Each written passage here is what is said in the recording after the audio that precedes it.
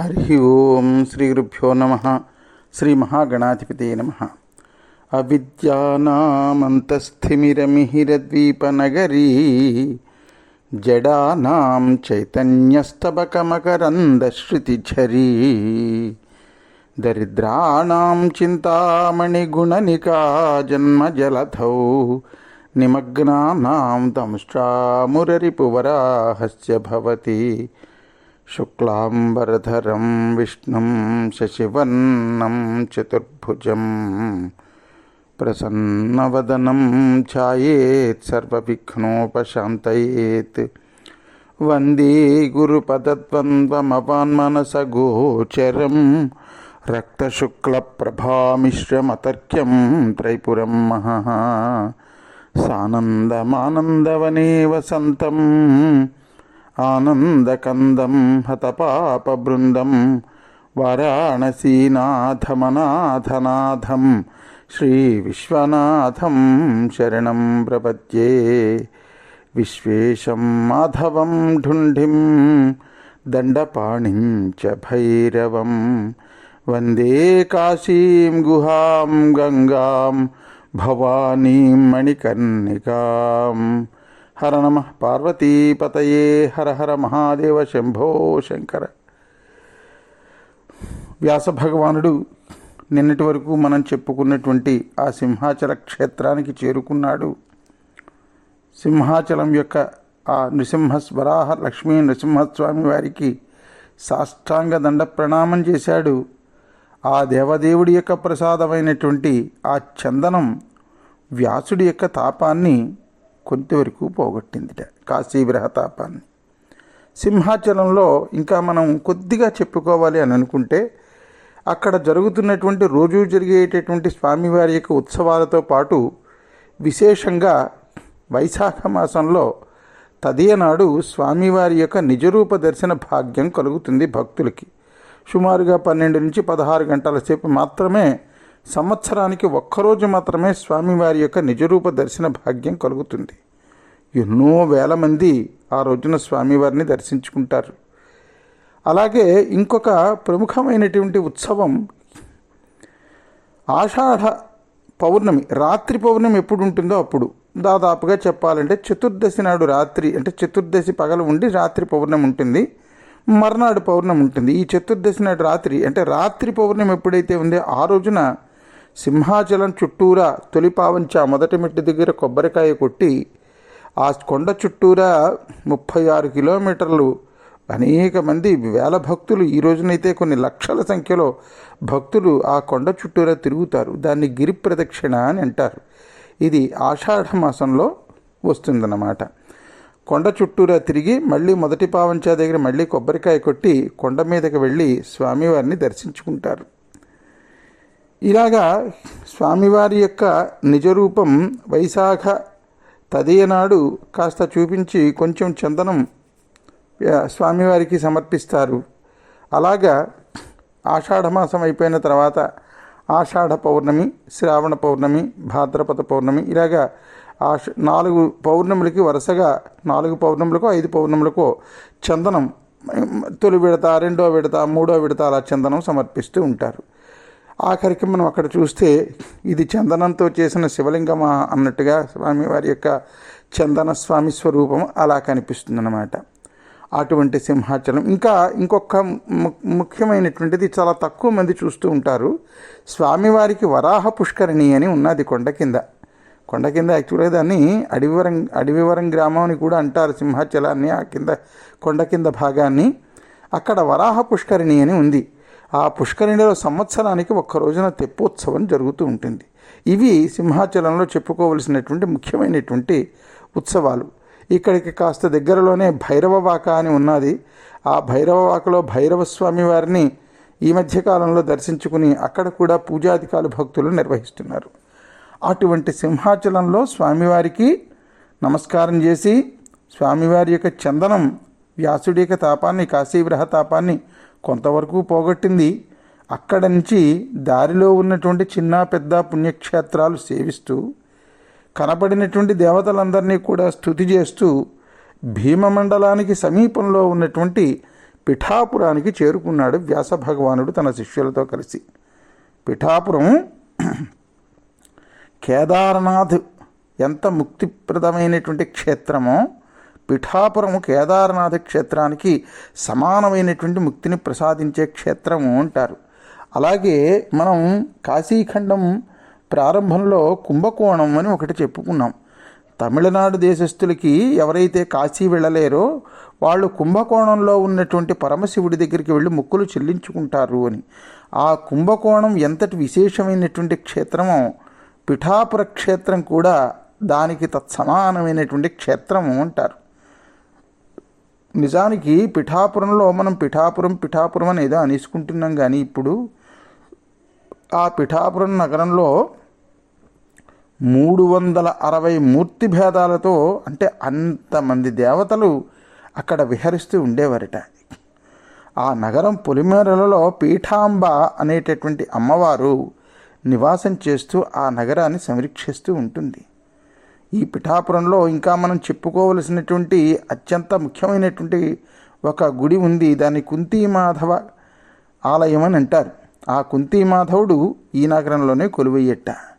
అలాగే కాలభైరవుడు కూడా దిగంబరుడై ఈ పీఠికాపురం, దీని నిజమైనటువంటి పేరు పీఠికాపురం, పీఠాంబ కాపాడినటువంటి పురం కాబట్టి దాన్ని పీఠికాపురం అని అన్నారు.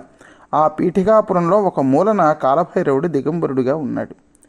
ఆ పీఠికాపురానికి ముందుగా ప్రవహిస్తున్నటువంటి ఏలేరు, ఆ భూదేవి కంఠంలో భూదేవి కానీ మెడలో ఒక ముత్యాలహారం వేసుకుంటే ఎంత ప్రకాశవంతంగా ఉంటుందో భూదేవి, అలా భూదేవి యొక్క కంఠంలో ముత్యాలహారం వేసుకున్నట్టుగా ప్రకాశిస్తూ ఉంటుంది.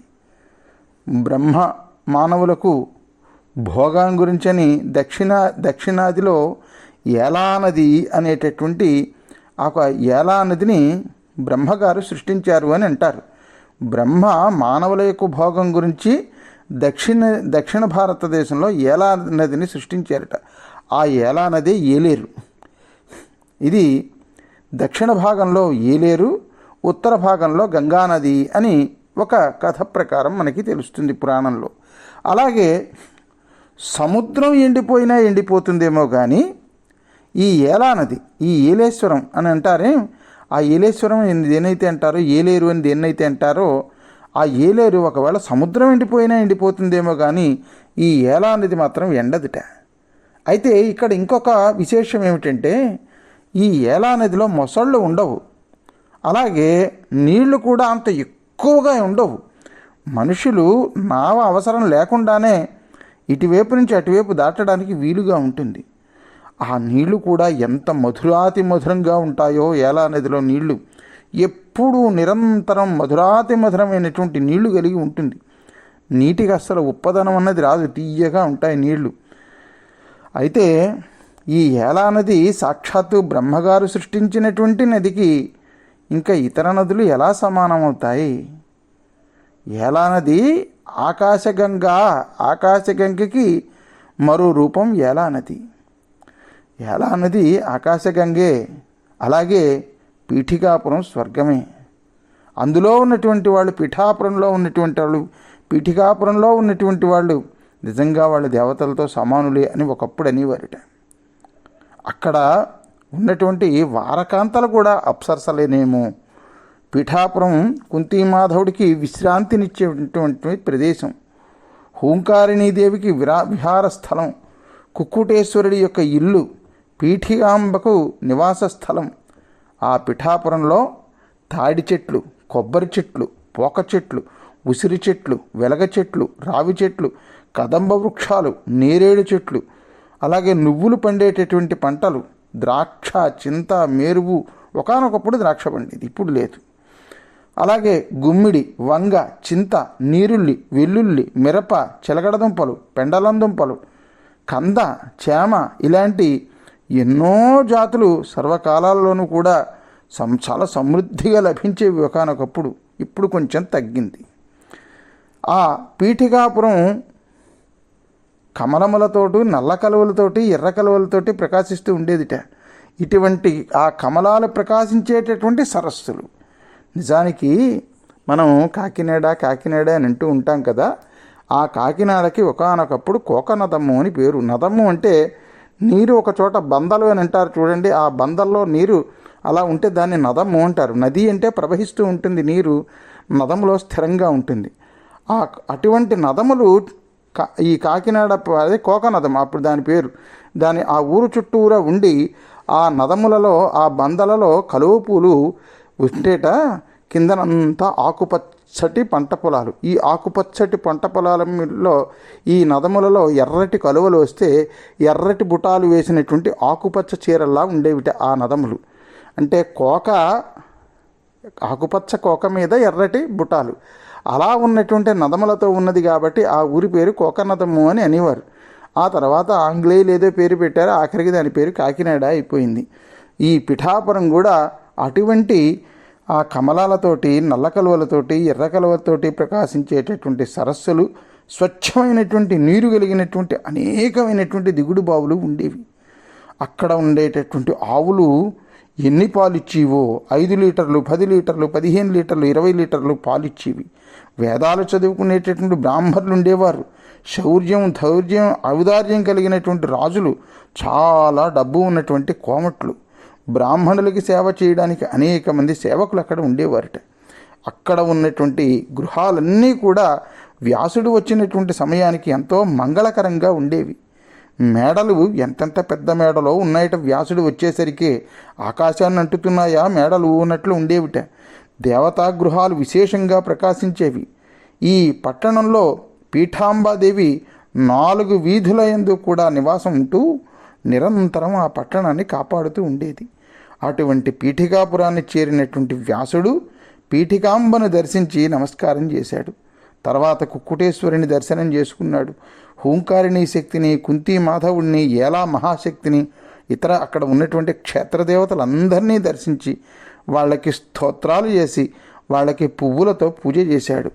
అక్కడ నుంచి బయలుదేరి ఆయన కుమరారామానికి చేరుకున్నాడు. ఇప్పుడు కుమరారామం 5 ఆరామాలలో ఒకటి. పంచారామ క్షేత్రాలలో ద్రాక్షారామం, క్షీరారామం, అమరారామం, ఇలాగ మనం భీమారామం, అలాగే కుమరారామం 5వది. ఈ కుమరారామం సామర్లకోటలో ఉంది.